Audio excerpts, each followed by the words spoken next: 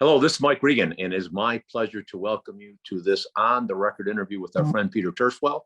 Peter is a vice president with IHS Markit and is the ocean guru over at the Journal of Commerce. And Peter, you've been on before, and I want to say thank you for agreeing to jump on. Apparently there's some stuff going on in the ocean market our viewers may be interested in. Can you help us understand what's going on in China and some of the issues that we see on the horizon for shippers? Yeah, Mike, and thank you for having me on your show. Always a pleasure to be with you. What we're seeing in Shanghai right now is really just the latest of a series of shocks to the container system that we have witnessed ever since the beginning of the pandemic. Prior to the pandemic occurring, the container system worked relatively well. There were periodic shocks, but nothing really serious. The freight rates were fairly low. The cargo moved. The ships came in and out of port. And since the onset of the pandemic, we've just seen a series of shocks that have only served to compound the disruption. The situation in Shanghai just being the latest. What has happened, obviously, is that as much as the Chinese government will bend over backwards to do whatever they possibly can to support their exporters, and this has been a policy over many years, where China has built the largest network of seaports in the world, road networks, rail networks connecting China and Europe, the Belt and Road Initiative, all designed to support their exporters. If there is a policy that trumps that, it's COVID. And as we know, China has taken a zero COVID approach. They've locked down millions of people in Shanghai for now going on 3.5 weeks. The lockdown started on April 4th. It's still in effect as of today. And as a result of that, we've seen a fairly significant cessation or interruption of manufacturing activity. And what that has done is it has reduced the amount of exports that are leaving Shanghai. Shanghai is the largest container port in the world. And you have major ocean carriers who are sailing at 50% of capacity. The vessels are 50% empty. Other freight forwarders are telling us that their volumes are down 25-30%.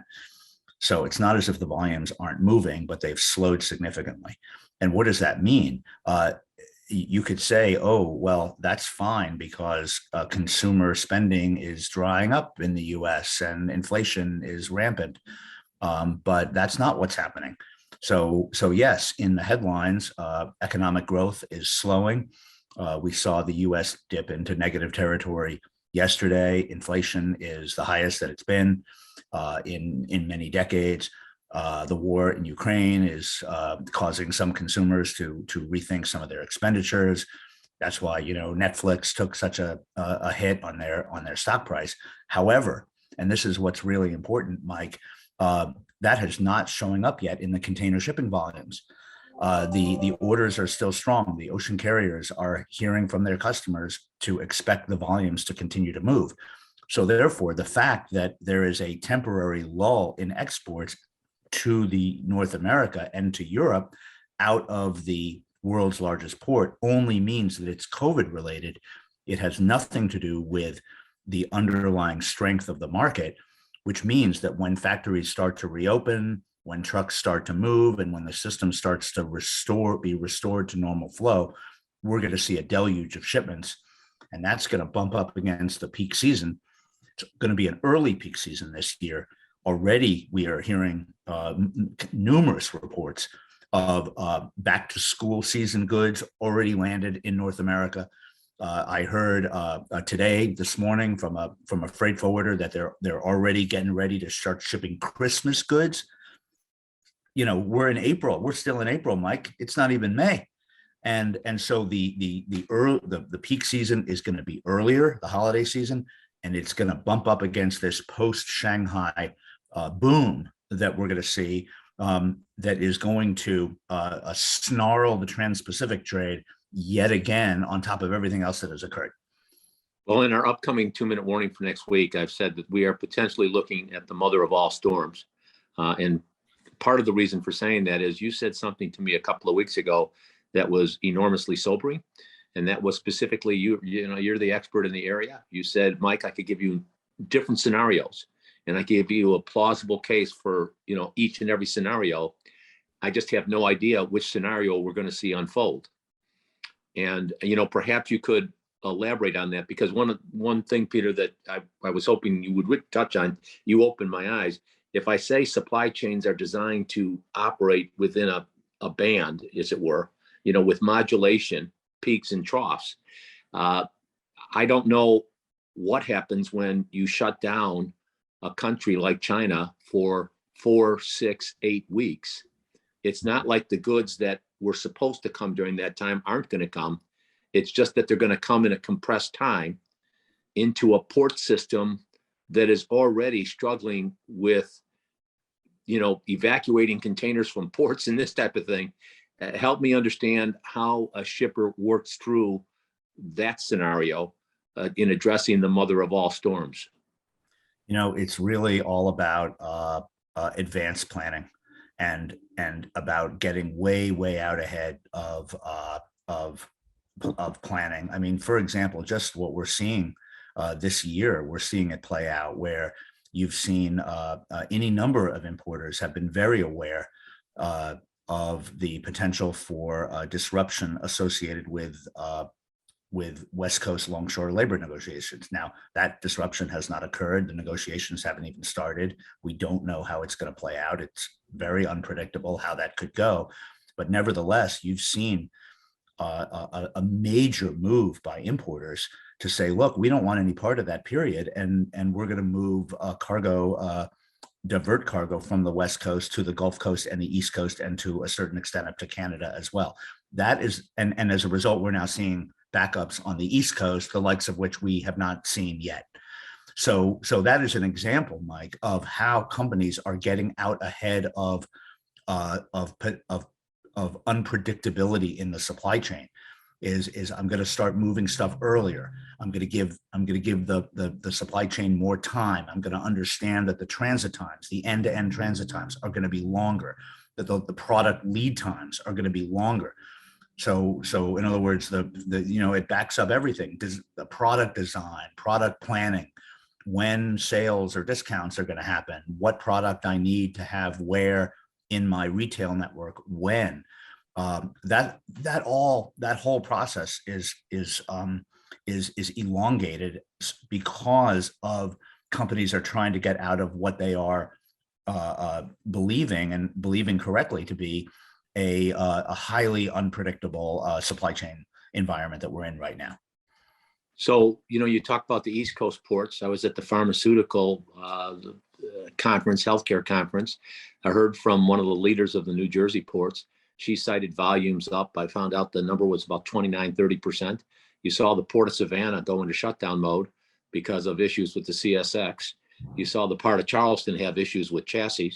And so I guess, I don't mean to be the Dr. Doom and Gloom here, Peter, but you have been so good at helping our readers. In the Journal of Commerce, the TPM conference was extraordinary. I guess what you mentioned advanced planning, but what's running through my mind is when I see, for example, storage on the West Coast, we've pretty much run out of storage space for containers and things like that, correct? Mm-hmm. When I see the issue in China, within my YPO Manufacturing Excellence Network, they talk about a lot of their suppliers are known as what they call plant to container facilities. They don't have warehouse facilities. We're seeing a shortage of containers in China. I saw the satellite picture of the ships in Jingbo in Shanghai, and how does all this get sorted out? You said advanced planning, but over what period of time? Are we talking 3 to 6 to 9 months? What's the length of time? No question. We're looking at the need to engage in advanced planning all throughout this year and into next year, because the system is so off its normal balance right now. even if all the shocks went away, it would take several months in order to, get all the ships back into position, all the containers back into position, the assets, as we talked about many times, the circulatory movement of containers, ships, and chassis, get that all back into a normal balance, because that was the case prior to the pandemic. And in that situation, number one, everything moved, the system was reliable, and the rates were low. And so the freight rates are actually being elevated and not down that much. There's been a certain amount of talk of people expecting freight rates to decline. Well, it hasn't happened yet, and the elevated freight rates are nothing if not a barometer of the state of disruption of the network and of the system, because when the system is snarled like it is right now, it means that capacity is removed from the system, as we've talked about. When ships are waiting outside of LA Long Beach to get in, it means that the vessels are idle and the capacity is out of the market. And at a time when demand is still strong, generally speaking, putting aside Shanghai for the moment, that's forcing the rates back up. And so it's very interesting, Mike, to see a lot of these numbers all move in unison: freight rates, stock prices, dwell times on the terminal, street times on the chassis, transit times for the ships.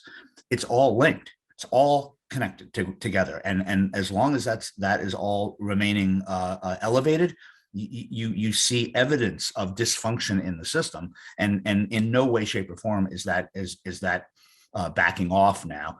And what has happened, what we're seeing now is what we've seen for the last year and a half, is just when you thought that things were going to hopefully return back to some sort of normalcy, bang, we get hit again.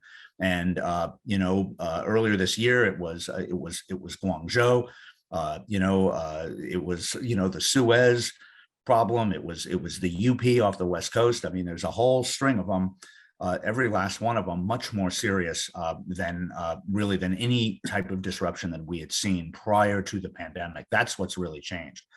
And so the only way to plan for that, if you're running a corporate supply chain, is you have to build more time and more cost into your system. This is the only way to even hope to get a handle over things.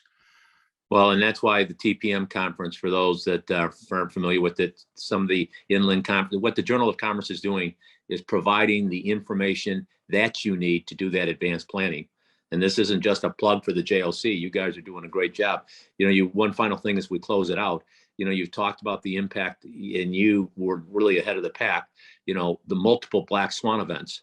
I jokingly said somehow, some way, a black swan got loose and was extremely prolific in his procreation activities, because we're seeing event after event after event after event.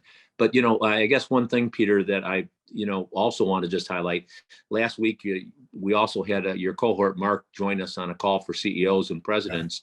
Did a great job talking about the ocean thing. Are you seeing the impact of things like, for example, we had a guy talking, how this is affecting supply chain. He was talking to financial issues. We're seeing a cash conversion cycle that's doubled, gone from 4 to 6 weeks out to 8 to 12 weeks and that type of stuff. Do you see this basically companies potentially having to pull in their horns just because of the variability associated, or the lack of predictability about being able to get products? One final note on that. I was talking with one company. They've shut down their order book for 2022. They have orders through December, and they have basically said, we'll take orders into 2023, but this is what we know we can produce based on known variables. Any thoughts on that as we close out?